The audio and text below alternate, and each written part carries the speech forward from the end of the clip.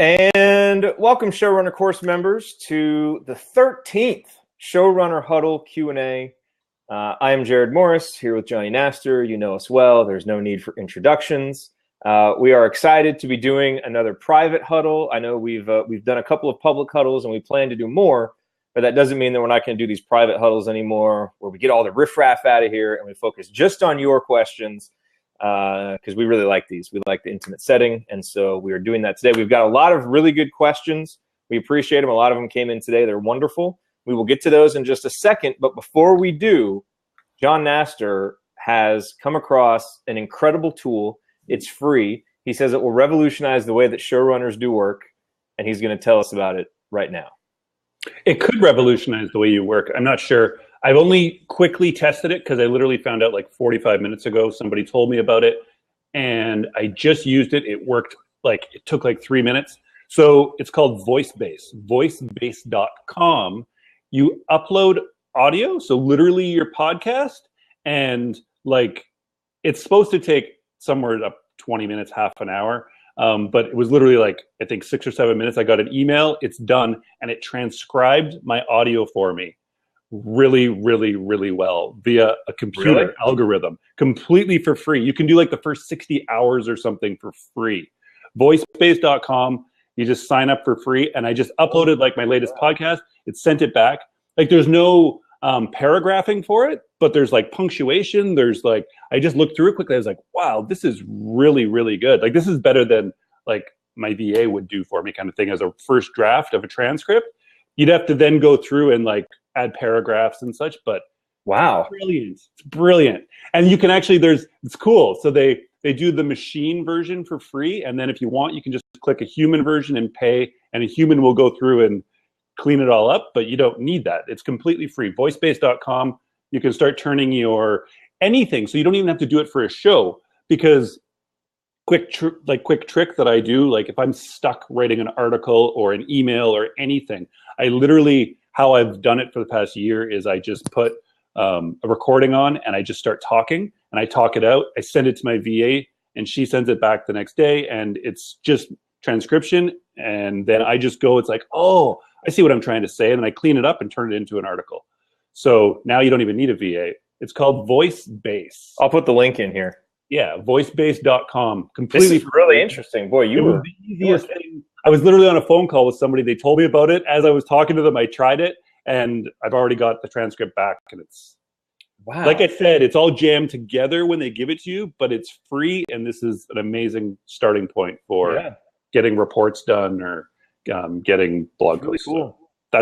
I wanted to share that with you guys. I was excited. Yeah, so it's got machine transcription. It all starts with the world's most accurate speech recognition. Speech analytics, detect and discover what's said using keyword phrase spotting and analytics. And predictive insights, powerful deep learning techniques used to auto score calls and extract insights.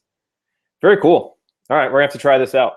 Cool. Do it, guys, because it's for pre-recorded stuff. So podcasts are great for it. It's a great tip. Great tip, Mr. Naster. All right, what do you say? Let's dive into these questions, because we've got an hour, and there is definitely an hour's worth of questions here for us to dive into. Let's do it. So let's do this. And if you want to follow along with the questions, let me post the link in here. Yeah, actually, and Dragon magically speaking. What's it called? Dragon. I can't remember what it's called, but that's really good too. But also naturally speaking, exactly. Actually, Google Docs now. Google Docs in the tools has a voice recognition. You can literally just click that and start talking into a microphone. It's way better than Dragon naturally speaking. It's all Google algorithmically based, so thousands of engineers coding to make it work. It works amazingly. But that's for not pre-recorded. That's for you just talking. So if you need to get ideas out, Google Docs, 100% free. It's brilliant. This one that I just mentioned, VoiceBase, is just for pre-recorded. So sorry. We'll stop talking excited about to go use these tools now, but we have to answer questions. Well, because you have exactly, and Rev is great for making great. Rev does awesome transcripts. You got to pay $1 to $3 a minute to get it done, but those are finished ones. And the VoiceBase isn't a finished transcript. It's just it'll get you going 100% for free and almost instantly. Yeah. Very cool. Very, very cool. All right. Question time. So let's we talked about Carrie in our little pre-show chat, so let's jump to her question first. And I believe this question was directed directly at you, John, so I'll let you answer. She says her question, which you probably won't even be able to hear because she's in surgery again. And I was going to come on here and I was going to like wish her well and hope that she's doing okay because I thought she was in surgery, like being operated on. But no, she is doing the surgery, which is awesome. I'm only guessing. I'm only making the connection with the Carrie that came on to a blab session prior with the mask and was in an operating room working on somebody, but also came on a blab session the other day. And now someone else mentioning they're in surgery. This would be the most remarkable coincidence ever. Exactly, with Carrie, but a different, so. Yeah. And in Manitowoc, Wisconsin, they would throw you in jail for life for a coincidence like that. You don't get that reference, do you? Your own fault for being in Wisconsin, really. That's a Making a Murderer reference for anybody who's a Making a Murderer fan out there. I haven't seen it. Okay. I need to yeah, file that next to Serial Season 1 in shows that you need to consider. Okay. All right. Here to Carrie's question. What is your app site mechanism for starting an interview with a guest? She says she remembers hearing it but cannot find it to save her life. All she remembers is it's a link that you send to them. They click it and bam, Johnny starts recording the interview.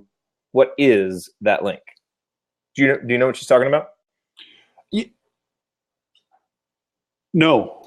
Like for recording or for setting up. So let me answer both because if you come back to this after you're done surgery and want to hear. So if it's signing, like getting people scheduled to be on an interview and they get all the information about it and it's all automated, that's scheduleonce.com does that. You sign up, it's $5 a month. And then it's a scheduling link and it hooks up to your Google Calendar. I don't know if that's what you mean, but if that's the case. Otherwise, I get people onto Skype. It's always done via Skype. Audio only because that improves the quality of your audio because you use less bandwidth.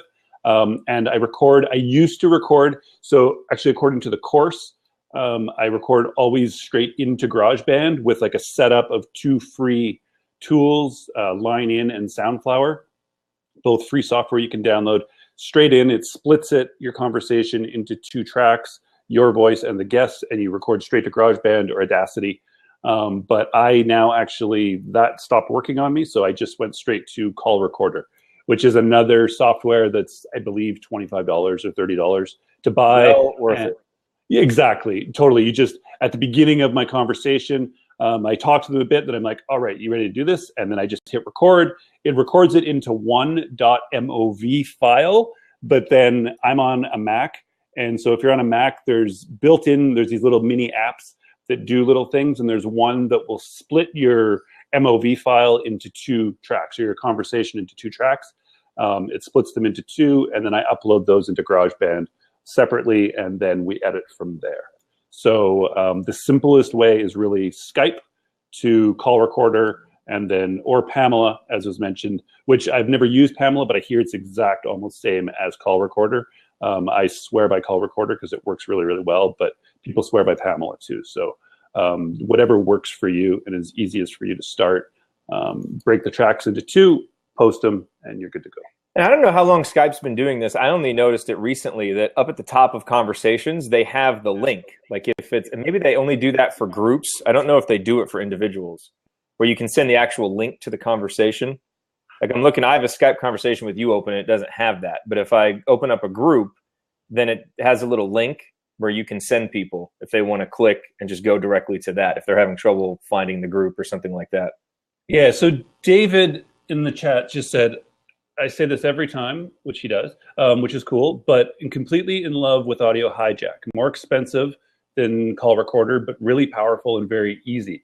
So I would just like to know, David, like more powerful, I don't understand what more powerful does for me. Like Call Recorder, it records the call. Like I don't know, like what do you mean? Like what are the extra tools that are beneficial to record from any system output?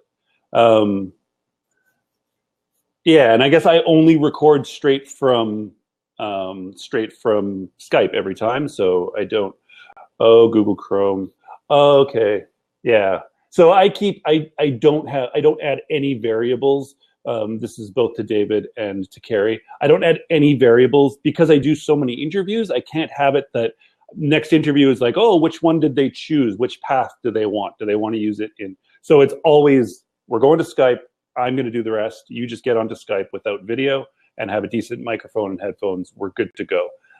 For simplicity, right? To me, just remove variables, remove the thought myself and for my guest, lower the barrier to entry for my guest, and just make it really simple. Not that that's always, so built-in presets for podcasting and Skype, so you can split the channels. Right. And so again, I mean, there's a free app built into Mac. So I just have my workflow, and that's, to me, I really, being like in software myself, I'm always like so about just simplicity. Like I don't like having extra tools in anything I use if I don't use those. To me, I just want, like, literally call recorders this, it's a red button on my screen. It's like, I can't screw it up. Like somebody like me cannot mess this up. And I kind of need that otherwise. Actually, and David, it would be interesting if you want to post that in the Facebook discussion group, just so we can maybe discuss it more and so other people can totally, see it. exactly. It's a great alternative. Totally, exactly. That's why, like, I wasn't asking you to say that I could like disagree with you. I'm just saying that's, to me, for Carrie, this is why I would recommend that. But I do really like that you dig this other one, and I would like to know more. It would be great in the Facebook group to kind of tell us with links of where people can try this out. Because not everybody, I mean, I'm in the business market, right? In the business market, everybody uses Skype, so that my guests, it's easy for them, we know, and we just move them in. So it's probably for every market, it's going to be different of what you want to set up. So Margot is calling in. What do you say we bring her on? Because we want showrunners to come on. Of course. Come on here with us. Come on here live.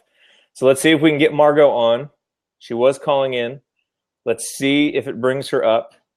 So far, nothing. Okay, so let's. Is she coming? Nothing? No. Okay. So sometimes it just takes a few seconds. Yeah. It does. Okay. So I'm going to X this out. She's asking. So I'm going to X this out real quick. So Margot, I'll unlock this. And yeah, if you're on Blab, you really, okay, so let's try it one more time. Here we go. Here she comes. Her name's up there now. The name was up there before, but I didn't see her pop up. Is your video on? There we go. Yay. What's up, Margot? Hey, y'all. How's it going? Okay, so state your name and your show. Okay, my name's Margot O'Malley, and I don't have a show yet, but my working title is The Yoga of Nonprofit Communications. The Yoga of Nonprofit Communications. All right, That's excellent. Yeah. And how close are we to launch? We are the idea is to launch February 29th. Okay. And I haven't recorded any interviews yet, but I've made a couple cracks at my intro episode and my sort of, the few minutes where we talk about what the show is about, which is not about yoga. It's about nonprofit communications. But yoga is kind of the thread or joke or attitude that runs through it. I don't know if you guys have worked in nonprofits. We often have to bend ourselves into weird shapes and be flexible and be strong and stuff, like to do what our boss wants and to do what the market needs us to do. So that's I'm also a yoga teacher, so that's kind of like something I think about a lot. And there's a lot of people in my world who practice yoga too, even though it's not their job. So.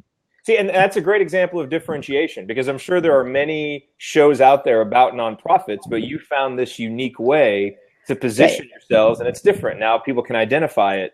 That's really cool. Do you have a question that we can help you with on today's episode?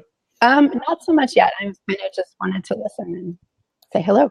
Cool. Well, thanks for coming on. If you have a question that you want to ask later, pop back in, because we do. Okay. We want folks to come in, use the Blab, methods as much as possible. So great to have you on.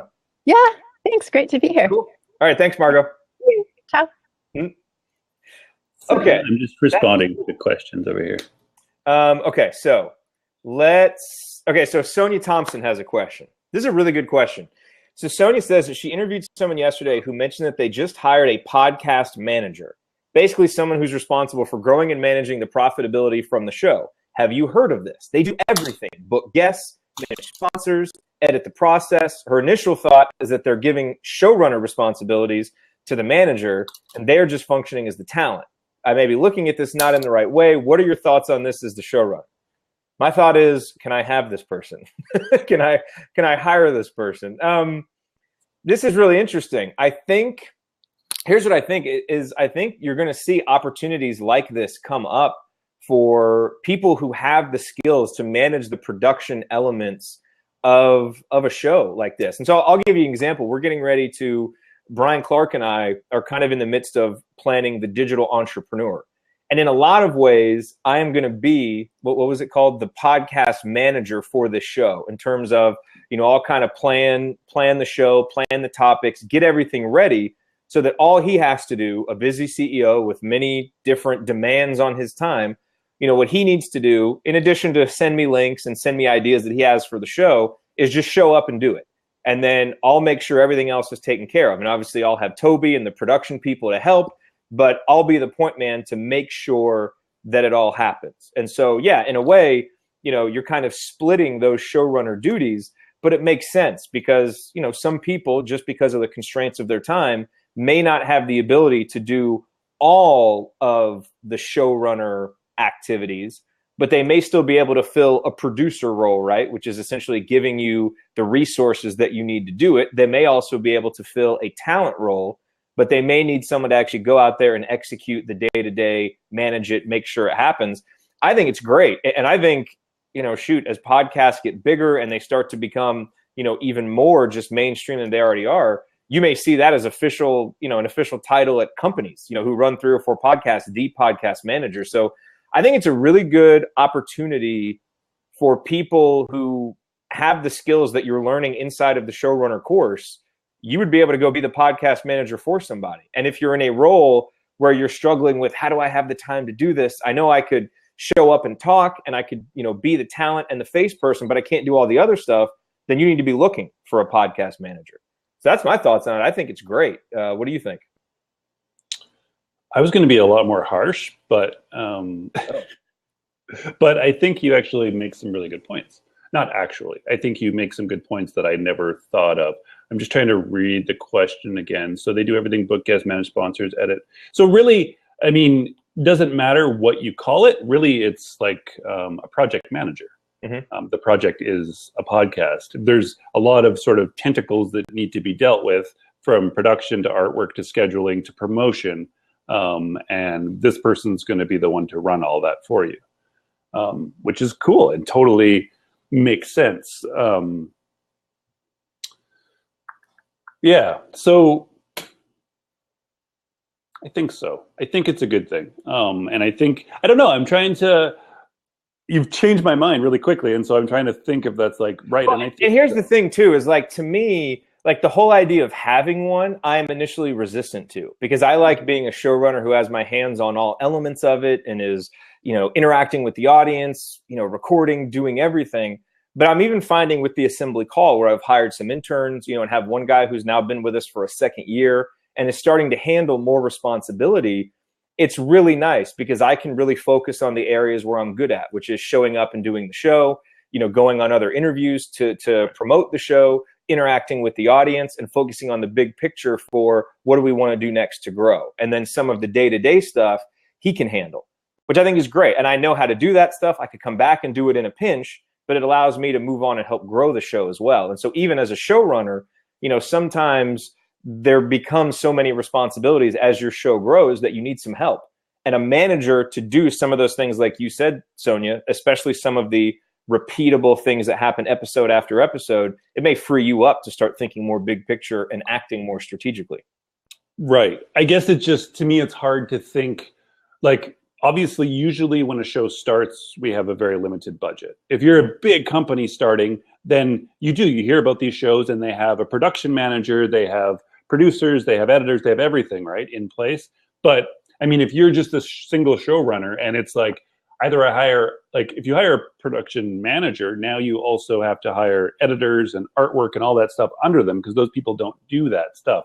So really, I'm assuming it's going to be at least $500 a month for this, or $1,000 a month. So it's like, to me, to free up that time for yourself, does it make sense to save that $1,000 and maybe like buy paid ads at Facebook to drive them to your show? Or does it, you know what I mean? You have to weigh these cost benefits. Yeah. Unfortunately, it takes a lot more work to then you be that person. You have to be the podcast manager otherwise, right? But so it's one of those things that, Yeah, I think there's a huge value, and I see some shows come out. You see these ones from bigger companies, and you know that they have a production team behind them, and they do really good shows, but they cost money. But big companies are willing to put the money in because they know the value of a podcast. They know that it can make a lot of money. But if you're starting from this and you don't have all this, then it's hard, right? I guess that was my thinking. I don't know, like, it wouldn't be the first place I would start investing in my show. I think I would start with a good editor and a good graphic designer, those kind of things that can make my show better right now. But if your show's there, then yeah, of course, this is the ultimate of anything, right? Is to get that whole job off your plate and you just focus on the show. And the other thing is, remember too, for people who are in the course who have run shows, maybe your show doesn't do that well, it doesn't last. You probably have the skills now to be a podcast manager. Yeah. And that could be an opportunity, depending, maybe you have a friend who's starting a show and you can do that for him. So, that could be an interesting long-term angle just for folks that are in the course too. So, yeah, that's great. It's cool. It's interesting that, and like you said, how companies will probably start having that title in there. That's cool. That's a whole direction people can go with careers. It's pretty cool. So Sonia asked a couple of other questions too, but let's make sure we get at least one question from everybody, and then we'll go back to Sonia's other questions because they're really good. But let's go to Jamar's question because he says, I'm having some confusion on what my one call to action should be. Should I be asking for the rating and review for the first 8 weeks as my CTA, or sending them to the site to get on the list? This is a great question because I think we've answered this both in a recent episode, and I think we answered it on our last Huddle when we did the 15 Steps to a Perfect Podcast launch. What do you think, Johnny? During launch, during that all-important new and noteworthy phase, your call to action for those first 8 weeks, rating and review, or get people on the list? I think it was just answered on the chat. I believe it is. Who asked the question? Jamar. Mm-hmm. Totally. You want the cycle to be subscribe on iTunes, right? Is that right? I'm repeating what you guys said last week. Perfect. Yeah. She should be on here. Yeah, exactly. That's perfect, Leslie. And let's explain real quick the reason why. Again, you have those 8 weeks in new and noteworthy, and you prepare for the launch so that you can maximize those, because your iTunes audience is going to be your biggest audience, 75, 80%, maybe more of your folks. And you've got that time when you're both new and noteworthy to maximize, and you can really get a bump and you can really grow your subscribers. And so I think during that time, you really want to focus on ratings and reviews, but more importantly, get people to subscribe on iTunes so that, once you're out of new and noteworthy, you've built up this list of subscribers that when your episode comes out, it's being downloaded automatically. People are more likely to listen. So I think you're going to get the best bang for your call to action buck doing it that way. Yeah, exactly. Totally. Keep that focus. Jamar has another good question too, so we should be able to get back around to all these. All right, Mario asks, are show notes effective in iTunes? I was on my iPhone yesterday checking some links in my episodes, and I could not click through a link in my show notes on my iPhone. Do we now need to point people to a URL verbally for a lead magnet? Here's what I would say on this. Independent of this idea of show notes in iTunes, is that we need to remember that the vast majority of our audience is going to interact with our show audio only. Maybe they're walking, maybe they're in the car, maybe they're showering, whatever, but most people are just listening. Now, you are going to have your core people that maybe go to the site, go to the show notes, do some of that, but the vast majority of people are only going to hear your voice. So if you want people to take action on a call to action, it's got to be verbal. You can't rely on them going to show notes and clicking on a link. So I think you always want to focus on making sure that it's a good, easy to remember, easy to act on call to action. And the more that it can be acted upon in a mobile way, the better. In fact, John, I've got some updates for you on some things we might start doing with the Showrunner from a mobile perspective. But for instance, we started doing on the assembly call, text Indiana to 44144 to get on the email list. And now people, instead of having to go to our website, they can do everything just because, you listen to a podcast and someone texts you, you'll text still while you're listening to your show. Now they can sign up for our email list in the exact same way. And we've seen a bump in subscribers. So anything that you can do to make it where they hear it just via audio and they can act on it via mobile, that's going to get you the biggest bang for the buck. Now, it's not to say that show notes are bad. Having good show notes is good, But to the second part of that question, always focus on the audible call to action, regardless of what you put in your show notes. Yeah, show notes are a bonus, and I've been testing this, and it works. But with Indiana, obviously, basketball, it makes sense because they're all Americans. The problem with that whole texting thing is that there isn't a service that exists that I've ever seen yet that a Canadian like myself can actually subscribe. I text whatever number to whatever, and I never get a response. So it's frustrating for me as a Canadian, and as the fact that my show is obviously global. Yours is very geographically, although there'll be people around the rest of the states that want to. So it's perfect for you, and lots of people's markets will be perfect for them. But so Mario, but I want to say this too, because if you are going to do something, you're right, that only works in the United States. But let's say that you want to have someone text and you have a PDF or an ebook that you're going to give them text only, right? Or a link to a private group. You could also always say, hey, and if you're not in the United States, I know this won't work for you. Email me, let me know you're from outside the United States, and I'll send you the link via email. Of course. There are ways that you could get around that too. Of course. But I mean, I just checked right now, and my show notes from yesterday, Mario, there's a link at the top. I do that whole magical link thing we shared before. I can't remember what the URL is, but it's hacktheentrepreneur.com/reviews. If I click this link in my show notes, it takes me, I believe, directly to iTunes review page, which is really, really cool. So the show notes, the links, it's confusing, right? So just so you know, Mario, when you're looking in iTunes, you have to click this 3 buttons over here, and it's going to give you another menu, and then you have to see view full description, then the links work. So you're right, it's confusing, and you have to be kind of like a power user for iTunes for people to figure that out. But I know because people are clicking on this link and leaving me reviews, so I know that it is working. But not for everyone. You're right. Is that the John Lee Dumas episode that you're talking about? No, it's Heather Havenwood.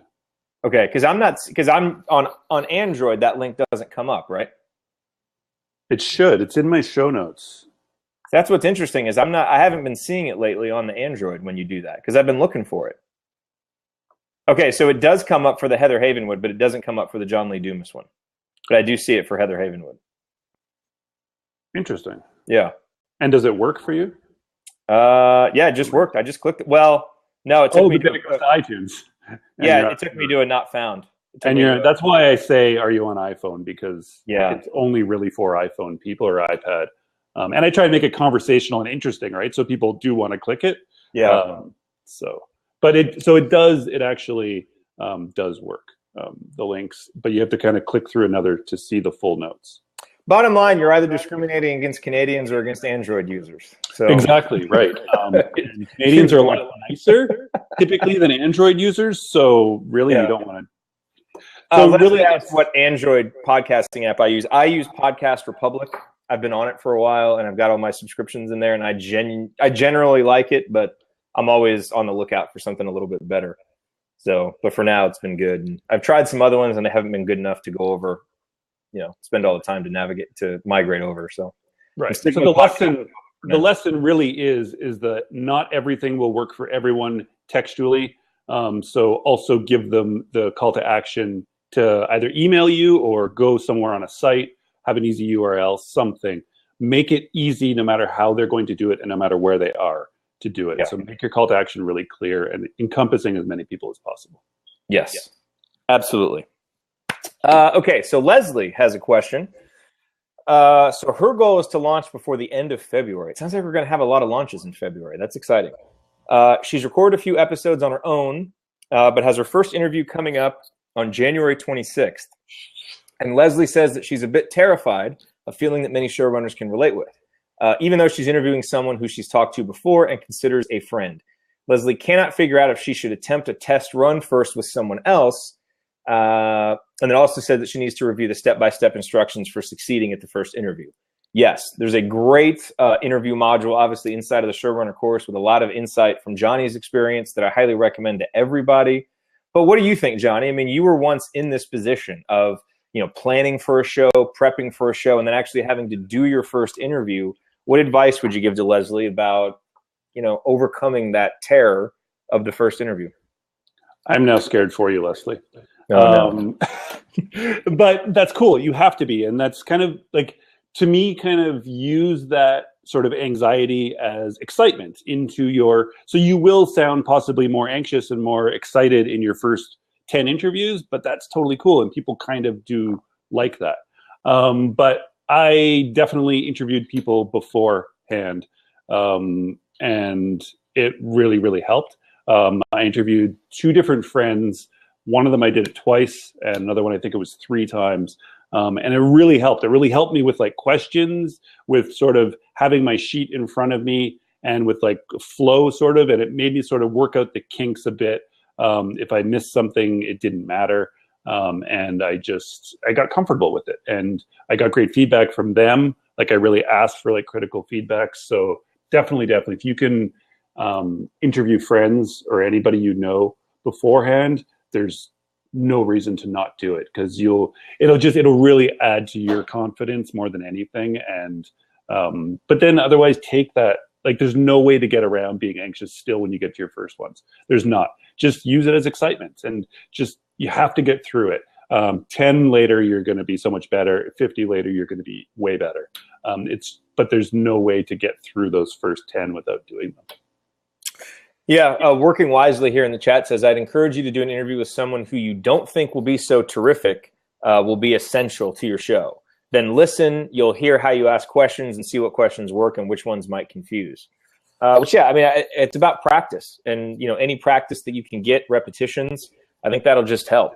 And Leslie says one challenge is the topic. It's not her usual topic, and it'll take a while to figure out how to bring it up.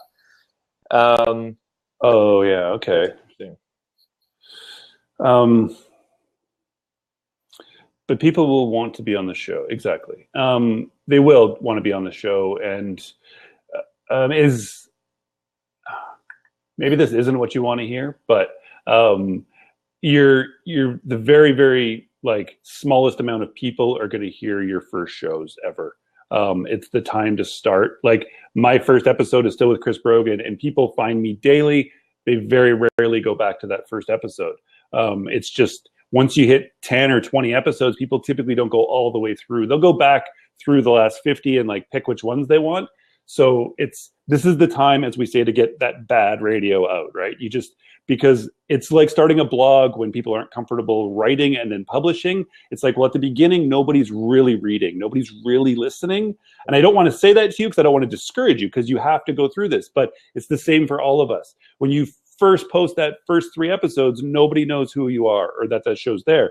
It's your job to get them through there in the next 8 weeks.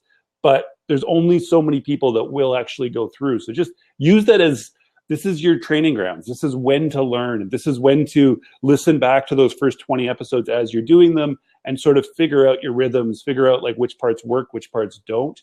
You can't do that ever from a standstill. You have to do that with a public show and just sort of get better and get better and get better. You will, but it has to be forward momentum, starting and just knowing that this is kind of the worst it'll ever be, and you will get better. I mean, if you want, go listen to my first episodes, and you're going to see it's like, whoa, he really doesn't know how to interview very well. He was just really excited.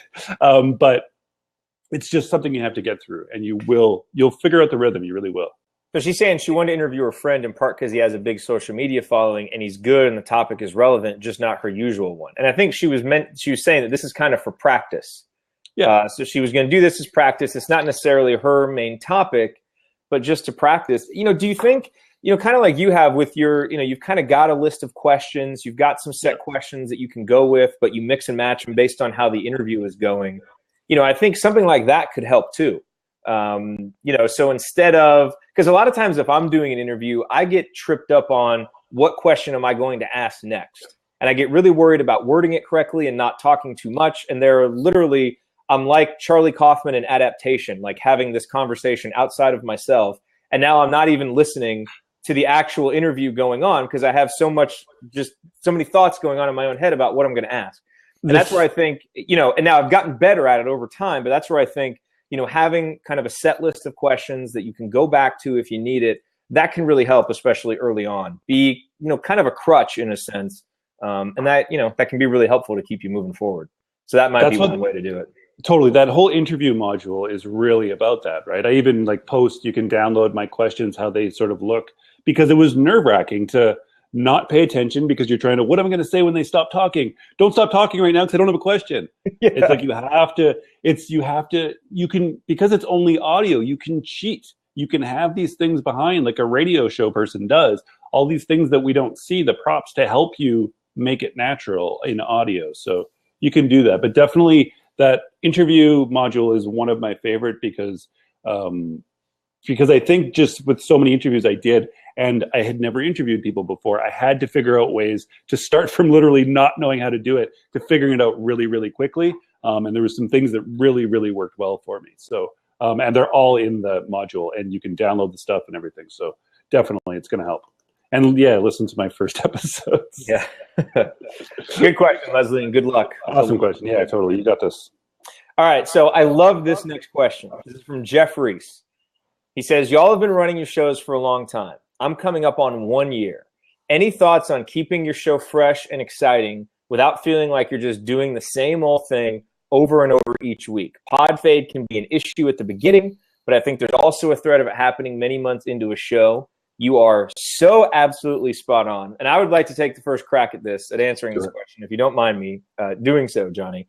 I would love it. I think that there is an incredible irony in this question being asked by the person it's being asked by. Because Jeff Reese, as we all know, hosts the show Wake Up Your Why. And my initial thought when I read this question from Jeff, who has helped me wake up my why, and the other day, I was talking about my why in my little morning journal and thought about Jeff Reese and wrote his name in my journal because I associate him now with waking up my why.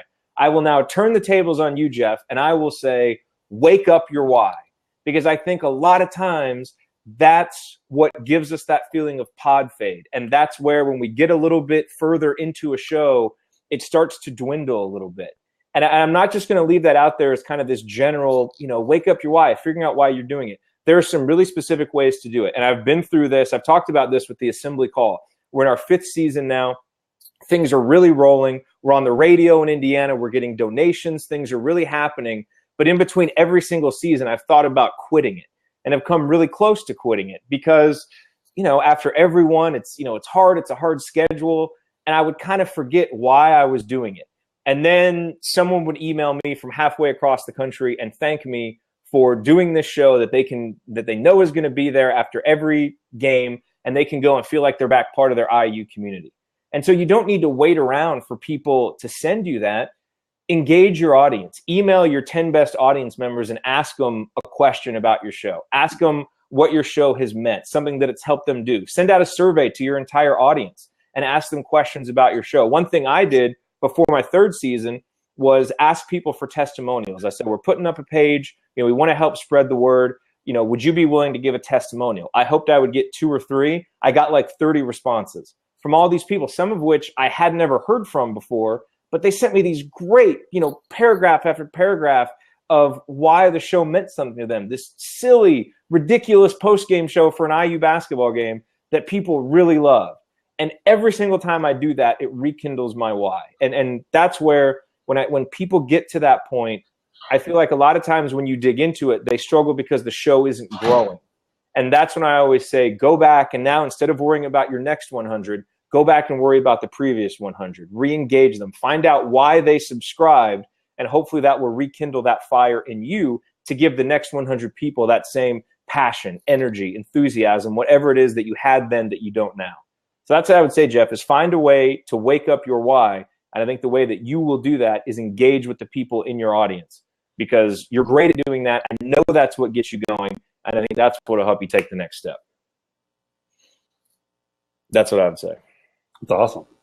I don't know how to follow that up. That was Remember, that's not a rant. That's a pep talk. Yeah, that was so good. And it's totally true. And everybody hits these stages where you think you're doing the thing, like doing the same thing sort of over and over again, and maybe other people are getting tired of it. But I used this example last week because it's from like the marketing world, but it's really valid where you think you're saying, you feel, well, because you're saying the same thing over and over again in certain ways, but it's only because you're the only constant within this. It's very rare that you're ever going to get a listener who's going to listen to all 100 of your episodes now. So they're only going to hear the ones they want to hear. And so they only think you've said these things 4 or 5 or 6 or 7 times, right? And so you have to keep that going. Because when you think that it's like you're just a broken record going over and over again, other people, like your listeners, are just now getting the message. Like, oh, I do need to wake up my why. But it's hard, right? And my other example was we used it from like the marketing world, right? When you think your call to action is getting boring because you've said it episode after episode after episode, right when you're about to stop because you think it's boring and repetitive, that's just when your listeners are just like, oh, wow, what is he saying? Oh, they're just cluing in now. But you're the only constant. Like literally, I don't in any way think I don't lie to myself and tell them like that a listener finds me today and goes back through 176 episodes. It just doesn't happen. They pick a few of them, and each of those ones has to be good because I have to get that sort of like it's fresh, not just for me, but remember, you're doing this for your audience of one. Every single time you sit down to record, it's for somebody who might and is possibly and probably, because most of the world has never heard any of us. They're sitting down for the first time across the desk from you. You have a microphone and you have to get your message to this person this episode. That's how it has to work. You have to find a way, whether it's drinking way too much coffee some days because you need that, or something, or doing a workout before, or water, exactly. But sometimes it's true. We need to, like, there's some days where I'm going down to record at like literally 1 a.m. to do an episode for Monday. And it's like, I have to get it to my editor and I don't quite feel ready, but it's like, I got to get ready because there's going to be one person on the other side of this that has never heard of me. They saw a link and they want to hear, and they don't want to hear me sound like I've done 176 episodes and that maybe if they want something better, they should go back and check those ones out. And this is something we have to do as a showrunner. I'm not saying it's easy, but remember, when you think you're repetitive, nobody else has heard your message before. This is the first time they're sitting down, and you have to treat it like that.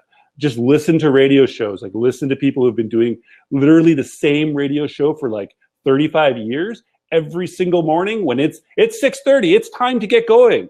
Like that takes work, that takes skill, but that's what makes us showrunners. But there's no way that person doesn't walk into that office one day and just like, whew, here we go. I got to get worked up for the 6:30 a.m. rooster call. Like it's not easy. This is like being a showrunner is not easy, but it's essential and it's what makes us special. And you have it within you. You do. You just have to. Sometimes you have to really just motivate yourself. But remember, that audience of one is sitting down for the first time every episode.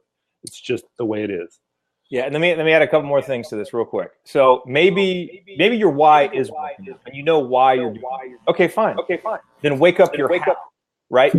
Do it in a different way. Okay, maybe you've been doing all these episodes. Put out a bonus episode about a related topic that's in your field. Maybe you want to talk about how a person's energy can affect their motivation, and so you do an episode on energy and nutrition, right? Wake up your when. Maybe you typically record in the morning. Try recording at night. Wake up your where. Maybe instead of recording in your studio, go get spend whatever you need to spend to get a mobile recording device and go record at a coffee shop. Maybe you're just sitting there recording observations on people, or you're doing a live interview, whatever. Go through all the who, what, when, where, why, and how of journalism and wake those up, because those might make it different too. One of the big things I did for the Assembly Call is last year I added a halftime show to it, which is just my little 10-minute show at halftime. I hop on there real quick. I give my observations. It helps me prepare for the post-game show. It was something cool to add, and it totally reinvigorated me. And that wasn't anything about my why. That was just adding a little bit of something different that got me going. And sometimes just a little something different to spice it up, to get a little bit of a different taste in your mouth, a different energy, something that can get you going too. And then it totally rekindles everything and gets you moving. So that would be my other idea. And also, now you have a whole idea for podcast networks, for a podcast network. Wake up your how, wake up your what. Just teach people how to wake up, Jeff, because you were meant to do it. So keep going. Okay. Let's go to David. Not sure if I'm going to be able to sit on the live broadcast, but I'd be interested in hearing more about running multiple podcasts. How do you guys evaluate opportunities for new shows in terms of time, cost, income potential, and then tips for coordinating multiple shows. I don't know anything about this, John. I'm going to go to you for this answer. I was messaging somebody.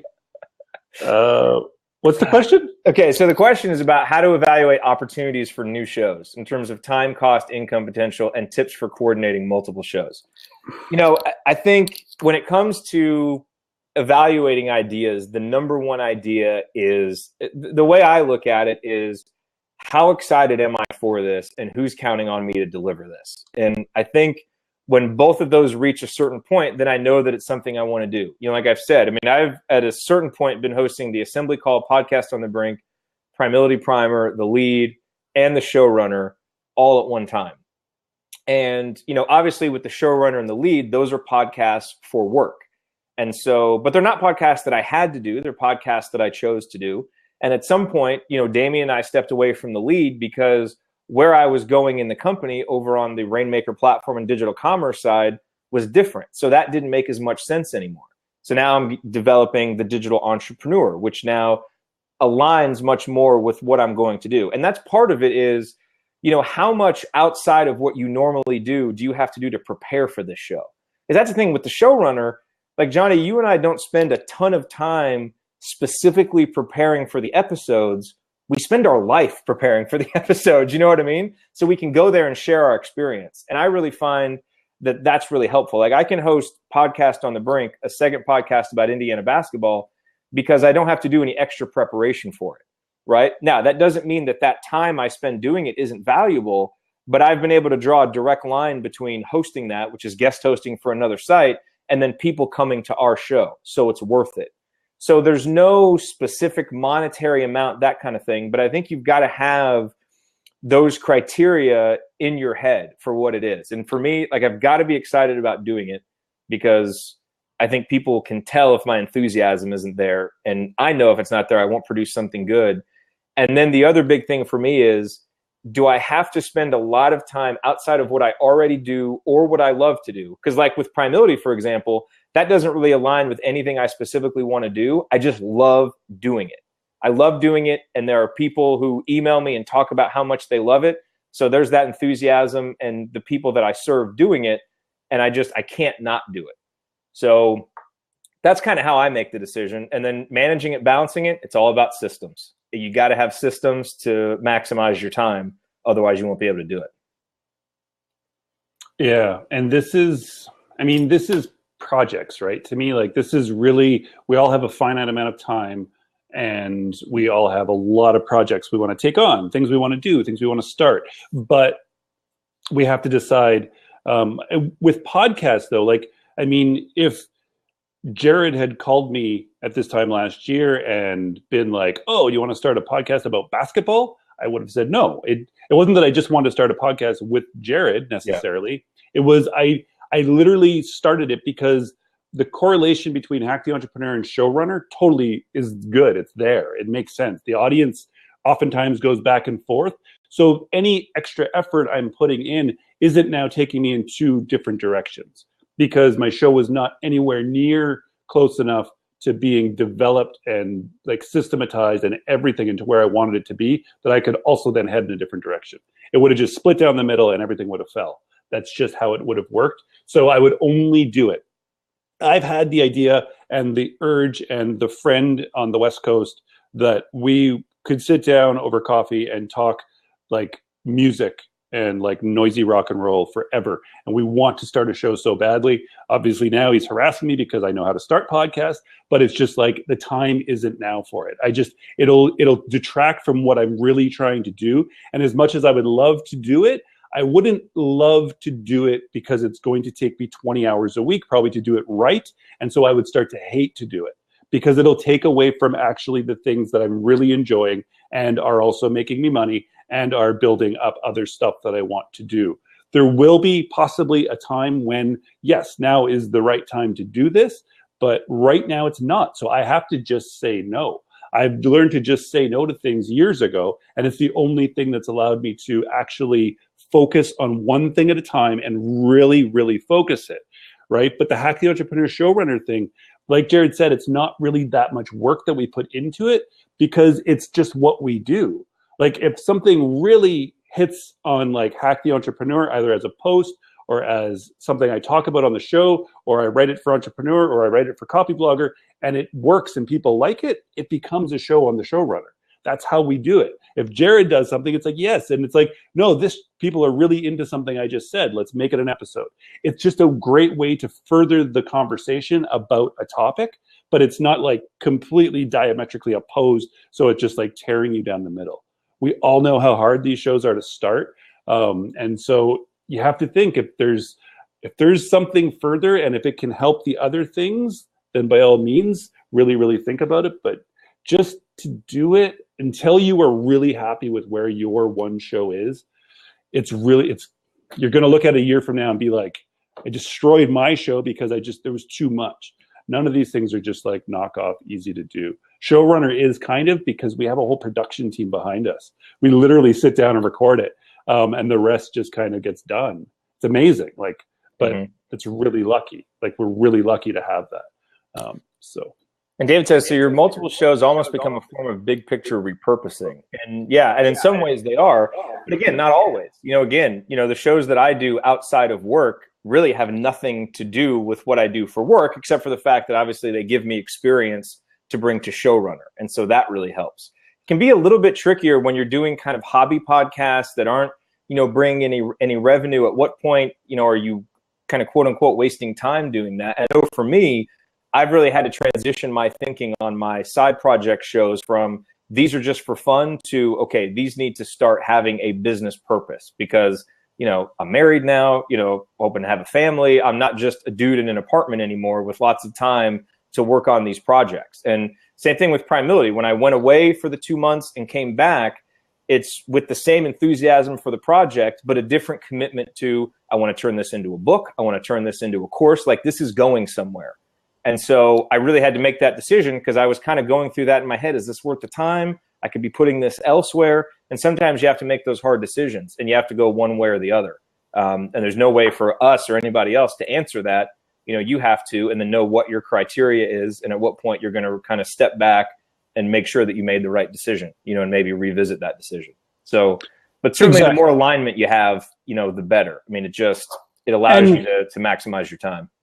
Right. And to me, I was literally speaking just from my perspective of me, right? If I was in your shoes, Jared, and was getting paid by a company to podcast during the day, that's amazing, right? Then I would probably also, because I would have that urge in me, that I would probably start that music show. Yeah. Because it's like, and it doesn't have to be aligned, but it's like, well, I'm getting paid to do this. But me, the way I'm doing it, it's like, well, I'm not, right? So I'm getting paid for Hack the Entrepreneur because I create Hack the Entrepreneur and the things I do around it. And then Showrunner made sense. Okay, I can also get paid and they're aligned and we can move and grow both of them. So, if you're in Jared's situation, of course, I would totally be like, yeah, like Darren, my friend, start that music show. It'd be awesome. Yeah. I'd really want that outlet and and it's like, well, I'm already getting paid to podcast. It's amazing. Seriously, you know what I mean? But geez, man, most of us don't get paid to podcast. That's awesome. I'm just going to put that as my job title from now on. Jared Morris, I get paid to podcast. That's awesome. You do 100 things around it, but you still do get paid. You're getting paid to podcast. And that's awesome. What I love to do. So I know. And hopefully some showrunners are going to be able to do that someday too. Exactly. It's going to, more and more companies are looking for podcasters. They really are.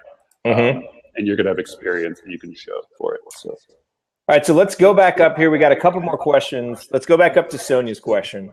So she says that she's planning to launch a podcast series. It's about 28 episodes only. This is a really good question. And it's related to her virtual summit topic. So the new podcast series is a lead gen tool to reach a new audience for the event. The call to action will be to get signed up for the free summit. The goal is to make the podcast content evergreen. But after the summit is over, the summit won't be free to sign up anymore. So you can see the potential conflict there.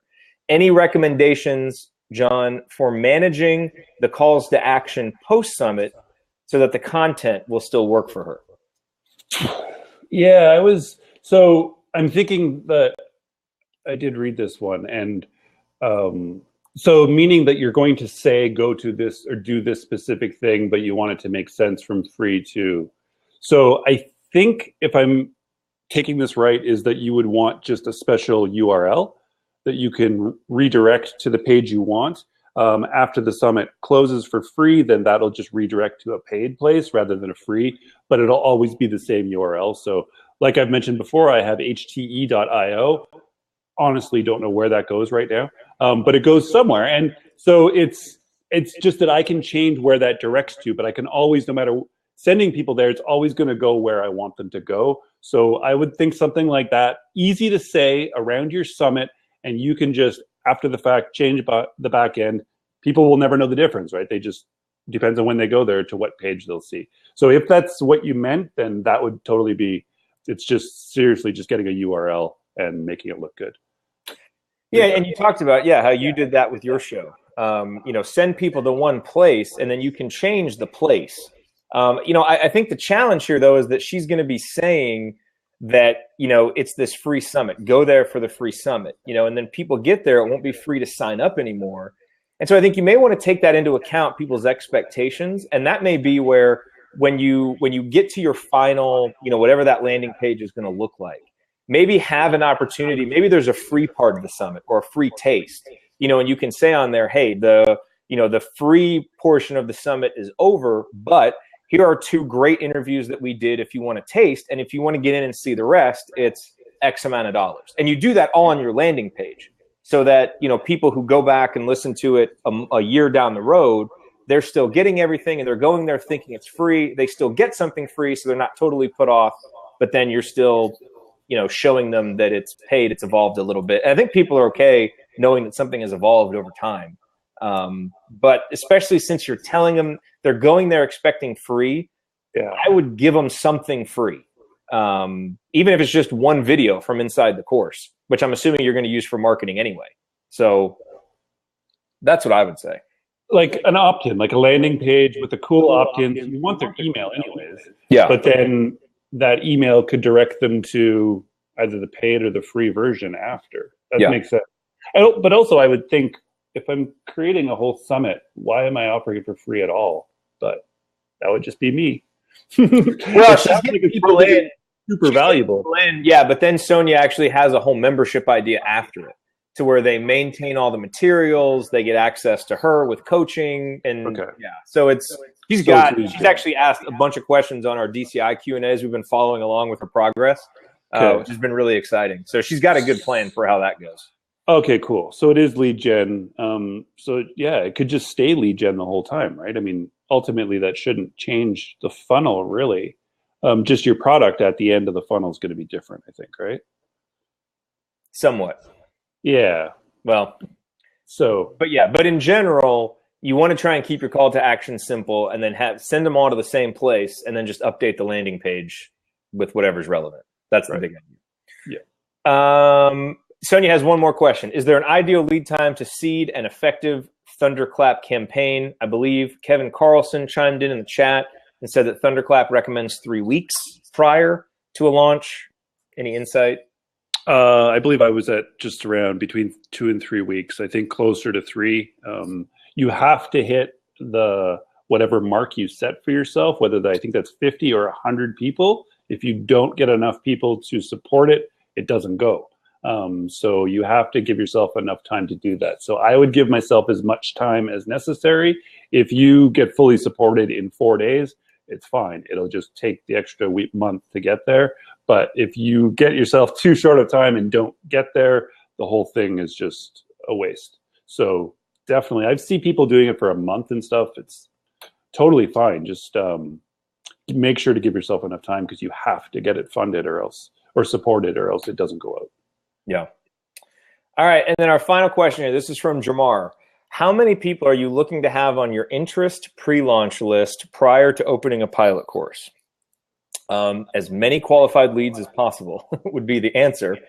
Now, it's going, how many are you really looking for? It's going to totally depend, in a lot of ways on how expensive your product is, how big your audience was to begin with. There's so many variables here. It makes it hard to give a specific answer.